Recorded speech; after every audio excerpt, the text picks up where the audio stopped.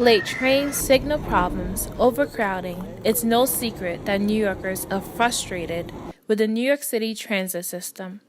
While some just complain about the problem, others take it a step further and assault MTA workers.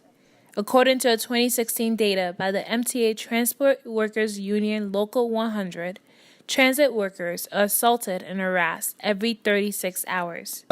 These assaults on a lot of MTA workers, happens to conductors, train operators, station cleaners, it happens to everybody. I mean, just last Monday, a conductor had his safety glasses lens punched out his face, unprovoked attack. I've been spit at plenty of times. Things thrown at me, name calling. It's almost a daily thing, and you almost get immune to it, which is sad because it shouldn't exist. Workers who are fed up are taking action. Tremel Thompson is the leader of Progressive Action, a movement that raises awareness about MTA safety conditions on the job and assault on transit workers. For the second year in a row, Progressive Action marched from the Transport Workers Union office in downtown Brooklyn to MTA headquarters in Lower Manhattan. Their goal to declare to the public and the MTA that assaults on transit workers must go. We don't come to work to get beat up. We don't come to work to get spit on, slapped, verbally abused. We come to work to provide a service and go home. And I think that it's insane that we come to work and work in these conditions every day. Local 100. Local 100.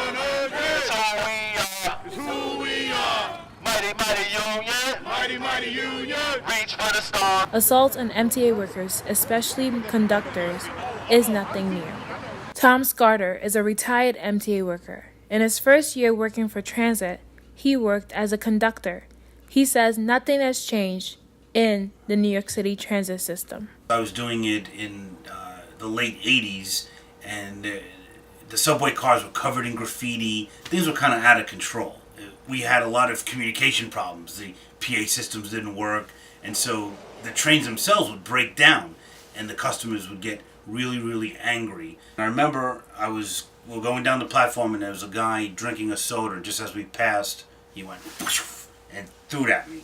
Really faked me out for no reason, and I got splashed with soda. I understand their frustration. What people don't understand is that, you're just doing a job. You're just a conductor. You're not in control of what's going on, but people, they lose their temper.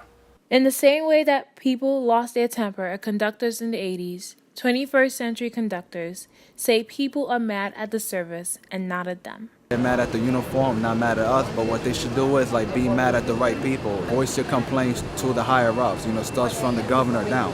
While assaulting an MTA employee is punishable by 7 years in prison, workers say it is rarely enforced. If a person does get caught or whatever, a person may get a summons or maybe a couple of days in jail. That's 7 years. That doesn't apply. For the transit workers at the Progressive Action March, this is the only way they can get the public to be aware of their problems. After marching to 2 Broadway, marchers set up a funeral procession in front of the MTA headquarters with an empty casket. There's no reason why in a city as big as New York, with an agency as big as the MTA, that their employees have to suffer through such things. It's uncalled for, it's ridiculous, and it's just unfair. Some MTA workers believe that instead of the public assaulting them, they should be supportive.